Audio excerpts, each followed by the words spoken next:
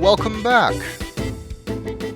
We have finished talking to the desk sergeant and he has given us the envelope with photos that Mosley left for us here.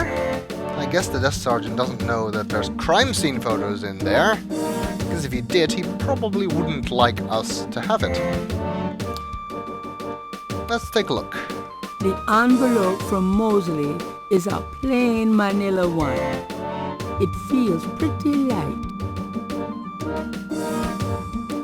Let's open that envelope. Gabriel opens the manila envelope and finds 2 photographs. 2 photographs. Let's see. Looks like a picture of a cop. Mosley, perhaps? The photograph of Mosley was apparently taken upon his graduation from the police academy. He had hair then. From which I take it we are to assume that he doesn't anymore. This looks more like a crime scene photo. Okay. That's kinda gruesome. One of the photos from Mosley is an official Voodoo Murders crime scene shot. A graphic close-up of a victim.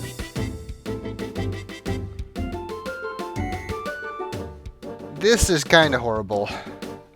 I don't want to look at that anymore.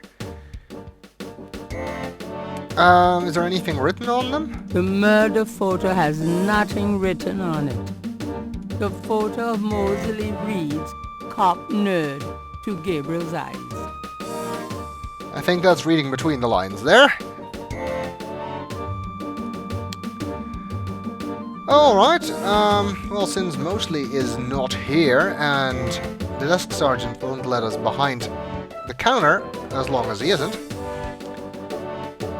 we are done here for now.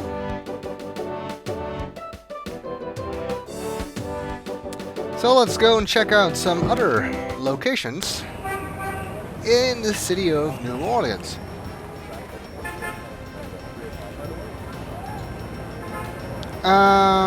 Let's see. Well, we don't have anything that we need to do in particular anymore.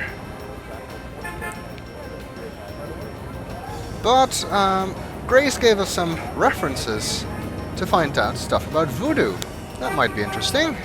Let's take a look at the historical Voodoo Museum and the Dixieland drug store to learn more about voodoo.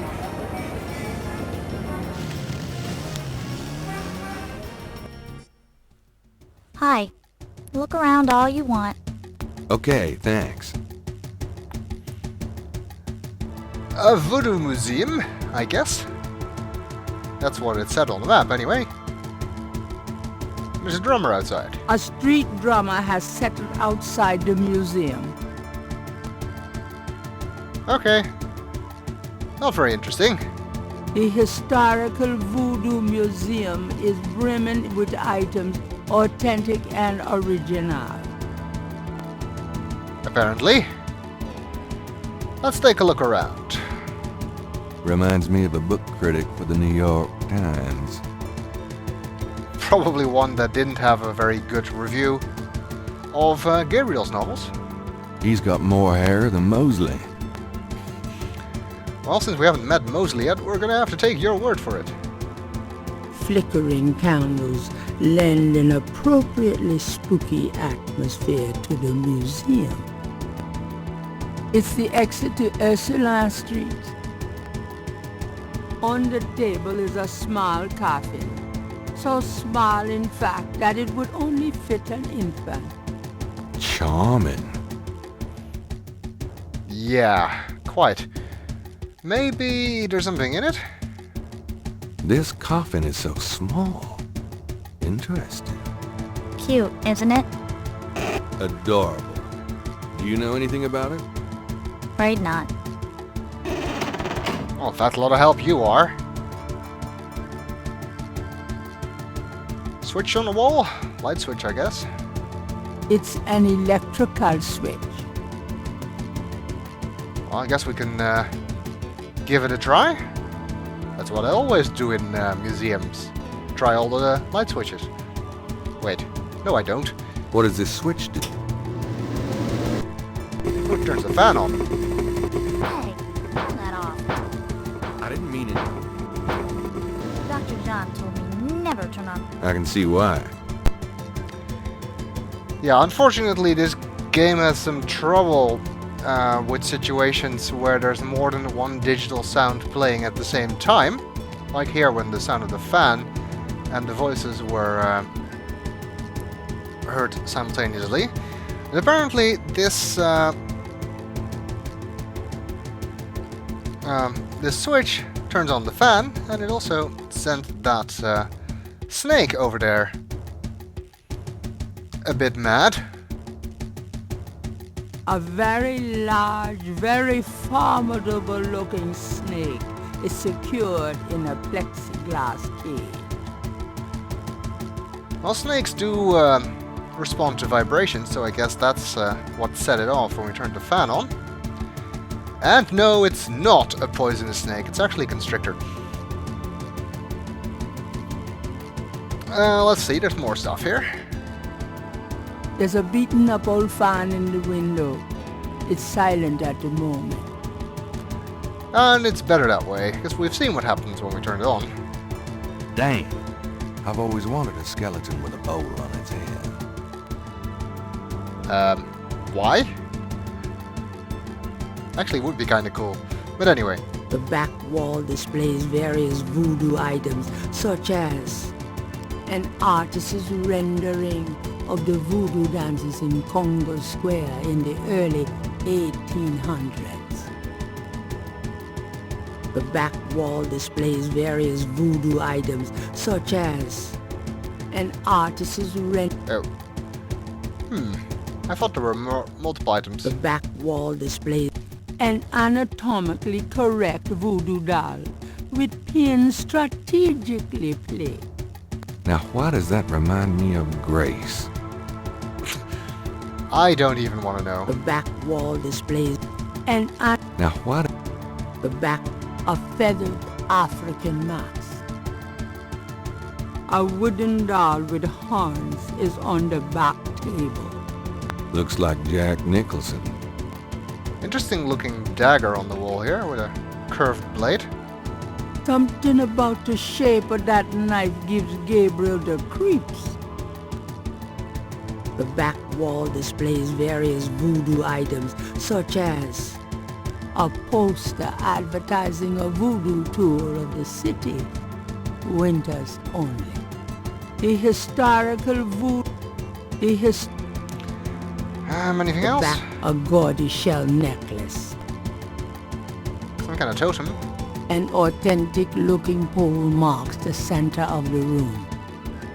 Authentic what? Gabriel isn't sure.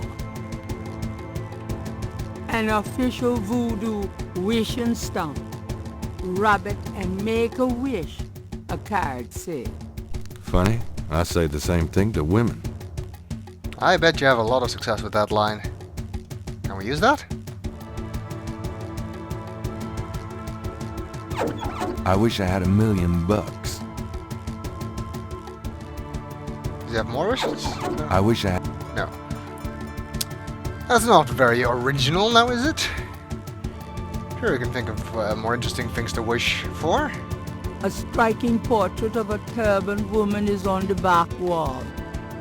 Gabriel wonders who she might be.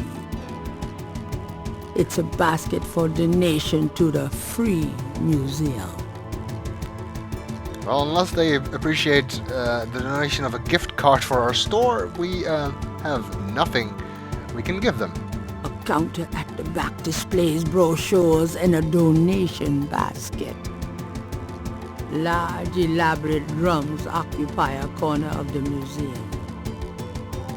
Can we play the drums? Please don't touch those drums, mister. Ah, you're no fun. A beaded gourd is on display.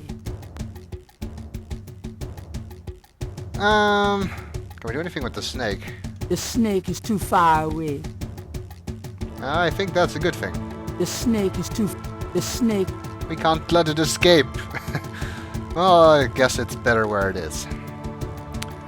Let's see, this lady behind the counter may be of some use to us. She looks thrilled to be here.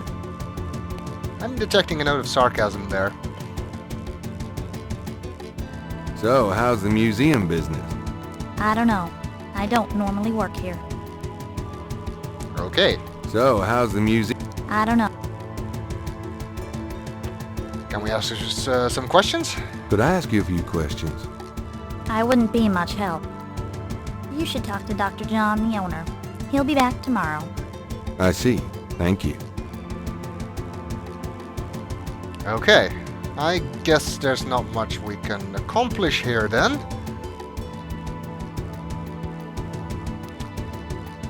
We'll have to come back tomorrow, when this Dr. John character will hopefully be here. Oh well, we've seen it. I'll be gone now, thanks. So long. We've scouted out terrain, so to speak. Maybe the Dixieland drugstore will be more interesting.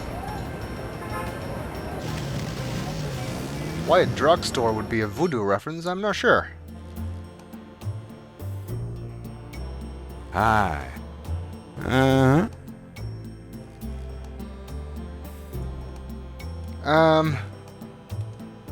I don't know many drugstores that have alligator heads. The mask appears to be made from a real crocodile head. Charming, I'm sure. It's a mannequin wearing a crocodile mask. Does look like there's some voodoo stuff in here. The Dixieland drugstore is crammed from top to bottom with strange merchandise, some or all of which seems to be related to the practice of voodoo. The Dixieland, a variety of cloth dolls are arranged above the shelf, each impaled with a single silver pin. She makes that sound really ominous.